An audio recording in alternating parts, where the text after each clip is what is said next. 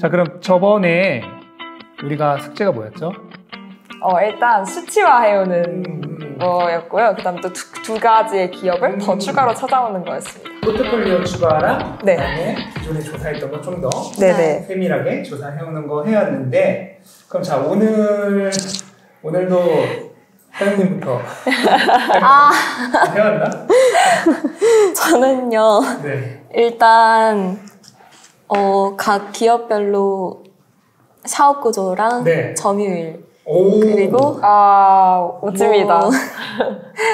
그 다른 또 수치들이 있잖아요. 오. 그 CAGR이라든지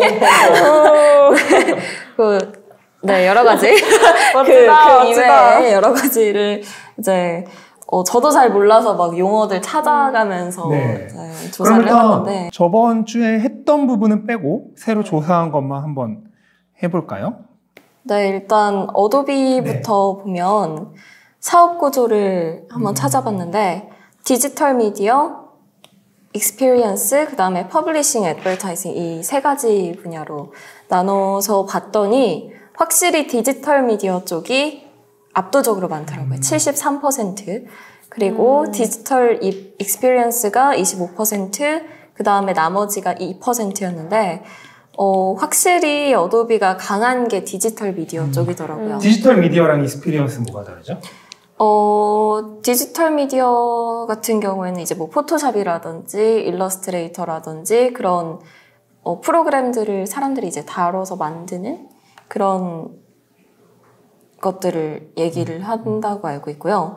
그 다음에 디지털 익스피리언스 같은 경우에는 전자서명이나 뭐 그런 사업들이 들어가 있는 걸로. 아마 기업 고객들을 위한 여러 가지 네. 클라우드 솔루션이겠죠. 네.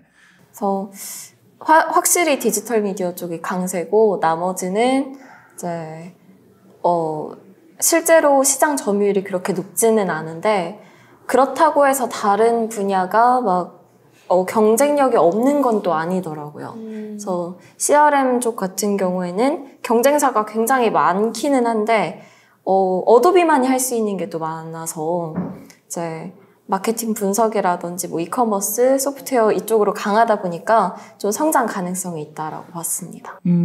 그러면 어도비 미디어랑 어도비 디지털 익스피리언스가 거의 매출의 전부인데, 네. 양쪽의 수익은 어떻게 되나요? 사업 구조 얘기하시는 거예요? 그러니까 매출은 지금 미디어가 거의 73%, 네네네네. 익스피리언스가 네네네. 25% 정도인데, 네. 실제로 매출만큼 어도비 디지털 미디어가 수익이 나나요? 그렇다고 알고 있는데, 이게 뭔가 죠 이게 네. 초기 비용이만 네. 들어가고 그 다음부터는 네. 아니어서. 그거는 디지털 익스피리언스도 비슷할 것 같은데, 어차피 클라우드 서비스니까. 자세히는 잘 모르겠어요. 그래서 우리가 이제 주의해야 될 게 매출 비율로 그 함부로 속단을 해서는 안 돼요. 실제랑 또 네. 다르니까. 매출이 73%라도 수익은 안 날 수 있죠. 스퀘어 같은 기업은 비트코인 판매로 인한 매출이 거의 60%예요. 근데 수익에서는 3%밖에 차지하잖아요. 아마존 같은 경우도 당연히 물건 파는 게 거의 대부분이겠죠. 하지만 수익의 절반 이상이 클라우드 서비스에서 나와요. 그렇기 때문에 매출로 비교하는 게 중요한 게 아니라 어떤 게 더 수익성 있는가를 봐야 되고, 그리고 지금 비율은 중요하지 않아요. 앞으로 어떤 게 더 중요한가를 봐야 돼. 언제나 주식은 지금이 아니라 네. 미래라고 그랬죠. 네. 그래서 애플 같은 경우에도 당연히 하드웨어 파는 것보다 소프트웨어 서비스가 마진이 훨씬 좋겠죠. 그러니까 시장은, 투자자들은 지금 하드웨어 아이폰이 애플 매출의 절반이지만 아이폰 얼마나 더 팔았냐도 물론 중요하지만 그거보다도 소프트웨어 서비스가 얼마나 더 성장하고 있는지, 그리고 마진율은 유지되는지, 이런 걸 훨씬 중요하게 봐요. 그래서 제가 보기에, 아직 저는 조사를 안 해봐서 모르지만 어도비 디지털 익스피리언스가 기업 고객을 위한 클라우드 솔루션이기 때문에 기업 고객 대상이기 때문에 마진율도 훨씬 높을 거고 재가입률도 훨씬 높을 거고 여러 가지로 더 비전 있는 비즈니스일 것 같아요. 그렇게 이렇게 향후 더 비전이 있을 것 같은 비즈니스를 시장은 더 중요하게 봐요. 그 사업, 그 비즈니스가 더 크고 있는지, 그다음 마진율은 유지되고 있는지, 이런 걸 훨씬 중요하게 보기 때문에 거기에 이제 초점을 맞춰야 될 것 같아요. 미국 주식 멘탈이 전부다. 이렇게 향후 더 비전이 있을 것 같은 비즈니스를 시장은 더 중요하게 봐요. 그 사업, 그 비즈니스가 더 크고 있는지, 그다음 마진율은 유지되고 있는지, 이런 걸 훨씬 중요하게 보기 때문에 거기에 이제 초점을 맞춰야 될 것 같아요. 유니티는 저번에 매수하신 종목이잖아요. 네. 지금 좀 올랐을 것 같은데. 네. 기분이 좋아요. 얼마나 올랐죠? 지금 수익률이 14% 정도 됩니다. 부럽다. 앞으로도 유지될지는 잘 모르겠지만. 일단 기분은 좋더라고요. 네. 지금. 유니티는 일단 본인이 매수한 종목이기 때문에 네. 더 잘 조사해 오셨을 것 같은데 어떤가요? 그건 아닐 것 같아요. 유니티는 더 조사해온 게 있을까요? 일단 점유율 자체가 VR, AR 쪽이 90% 정도라고 하고 게임 엔진 같은 경우에는 13%인데 경쟁사들이 좀 강한 편이기는 네. 하더라고요. 일단은 VR, AR이 90%인 건 별로 중요하지 않죠? 네. 왜냐면 VR, AR이 90%인데 앞으로 시장이 성장을 안 해. 그럼 아무 의미 없는 수치고 또 현재 90%지만 앞으로 한 50%로 떨어질 것 같아. 그럼 의미 없는 수치죠. 그러니까 그거는 네, 그런 부분을 항상 생각을 해야 돼요. 현재 수치가 중요한 게 아니고 앞으로 시장이 몇 %가 될 거, 얼마나 커질 것인가. 그리고 점유율은 얼마나 유지가 될 것인가. 예. 그래서 만약 VR, AR 시장이 현재 10억 달러 시장이야. 근데 5년 후에 50억 달러가 될 것 같다. 그러면 점유율 90%를 그대로 유지한다면 50억 달러의 90%니까 45억 달러만큼의 매출이 나오겠죠. 하지만 점유율이 한 30%로 떨어져. 그럼 15억 달러로 줄겠죠. 그럼 현재 9억 달러에서 15억 달러 얼마 안 느는 거죠. 5년 후. 그런 거를 한번 계산. 이거는 수학 레벨이 아니죠? 산수죠. 미국 주식 멘탈이 전부다. 그러면 유니티는 일단 네. 이 정도 알아봤나? 네. 근데 기본적으로 내가 매수한 기업을 더 열심히 공부를 해야 돼요. 네. 그러니까 잡은 물고기라고 방치하는 게 아니라 네. 어장 관리를 할 때 내가 주식은 원래 이제 연애는 내가 잡은 물고기에 더 밥을 안 주잖아요. 그쵸? 근데 많은 인생의 깨달음을 지금. 주식은 내가 잡은 물고기에 더 밥을 열심히 줘야 돼요. 왜냐면 내 돈이 들어가 있으니까. 나머지 기업은 내 돈이 안 들어가 있으니까.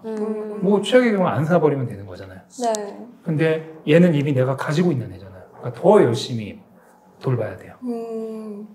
더 열심히 돌보겠습니다. 네. 그리고 또 다른 기업 알아봤나요? 그리고 이제 새로 기업을 하나 추가했는데 제가 추가하고 싶었던 친구가 있거든요. 엔비디아라고. 네. 엔비디아. 또 핫한 기업. 네, 제가 이런 기술주들 너무 좋아해요.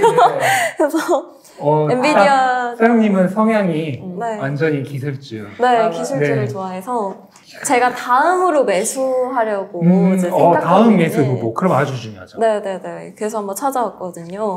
그래서 GPU로 많이 알려져 있는 네. 그런 기업인데, 뭐 인공지능 컴퓨팅 회사 뭐 이렇게 알려져 있기도 하고, 뭐 그래픽, 컴퓨트 네트워킹 뭐 정말 다양한 거를 하고 있어요. 근데 지금 반도체 시장에서 뭐 경쟁 우위가 확대되고 있는 중이고, 또 주력 제품이라고 알려져 있는 GPU 자체가 이제 뭐 비디오 게임 분야 그런 데에서 압도적으로 시장 경쟁률을 가지고 있고, 또 최근에 이제 암호화폐 채굴 할 때 이게 또 핫했거든요. 그래서 그럴 때 인기가 좀 높아졌고요.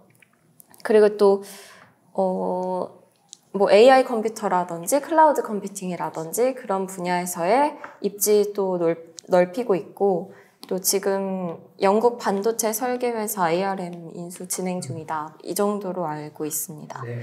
그래서 점유율 같은 경우에는 GPU 시장에서 엔비디아가 73%를 차지하고 있고, 그 다음 기업은 27% 정도더라고요. 그래서 그 AMD 같은 경우에도 지금 엔비디아랑 경쟁사인데 이 친구도 만만치 않은 것 같아서 네, 예의주시해야 될 것 같다라는 생각을 했습니다. 네, 근데 지금 중요한 거는 다 조사를 했고 처음 조사할 때 이 정도면은 조사를 잘 한 거고요. 예. 이제 거기서 더 심화를 해나가는 거죠. 하나하나. 예. 일단은 기업이 어떤 비즈니스를 하고 있냐, 그걸 제일 먼저 봐야죠.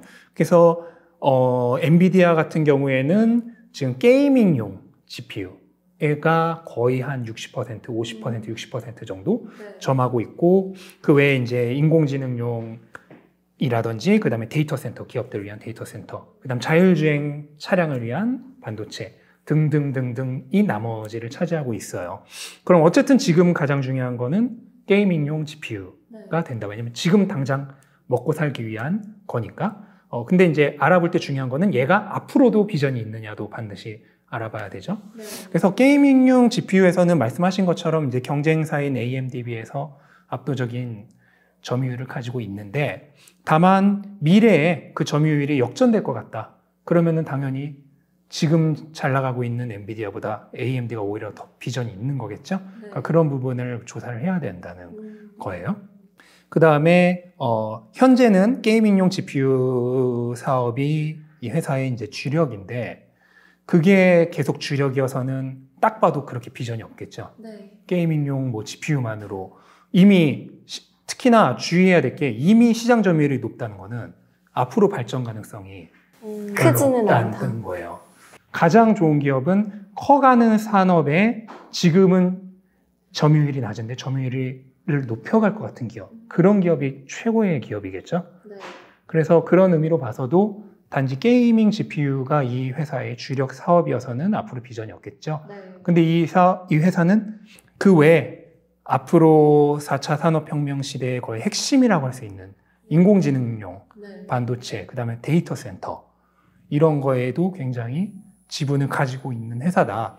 그래서 뭐 다들 아시겠지만 알파고, 그 이세돌과 바둑 대결했던 알파고를 처음에 훈련시킬 때도 엔비디아의 GPU를 사용을 했죠. 그것처럼 인공지능이 이제 훈련을 하기 위해서는 자가학습이라고 하죠. 딥러닝을 하기 위해서는 원래는 CPU를 사용했어요.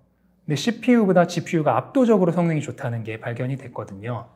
그러면서 이제 거의 모든 회사들이 GPU를 인공지능 훈련시키는데 사용을 하고 있는데, 앞으로 미래에 뭐 인공지능이 필수잖아요.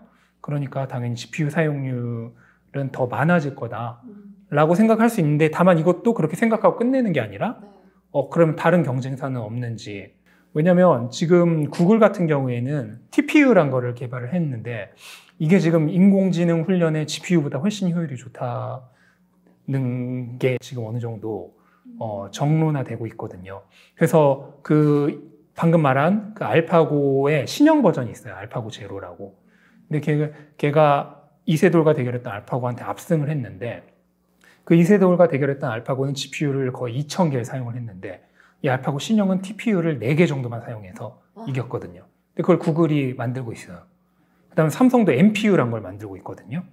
그런 게 전부 인공지능에서 향후 GPU가 사용되지 않고 그런 제품들이 사용이 될 수가 있어요.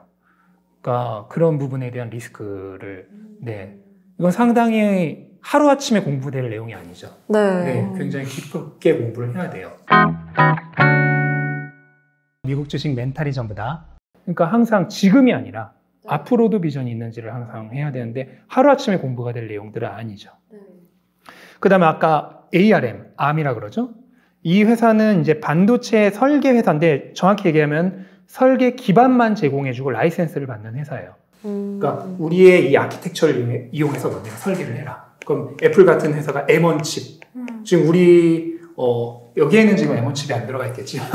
제 컴퓨터에 M1이 들어가 있어요. 오, 네. 그런 칩 같은 경우에도 이 ARM의 그 설계 기반을 이용해서 설계를 애플이 한 거거든요. 그리고 거기서 라이센스를 받는 회사인데, 우리가 사용하는 거의 모든 거의 70% 정도 반도체가 그 ARM의 설계 기반을 이용해서 설계한 반도체들이에요.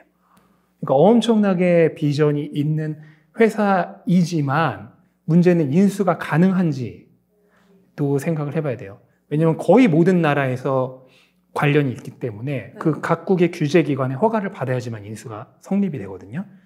그래서 영국, 뭐 중국, 그다음 미국 그런 모든 나라의 규제기관의 그 허가를 받아야지만 이 인수가 성립이 돼요. 근데 그게 과연 가능할지, 만약 안 된다면 주가에 엄청난 악재로 작용할 가능성도 있어요. 그런 거를 하나하나, 오늘 조사해온 건 정말 잘 해오셨고, 그걸 일주일 만에 지금 이런 걸 다 조사할 수 없잖아요. 그런 걸 하나하나 영역을 넓혀가면 될 것 같습니다. 네. 앞으로. 네.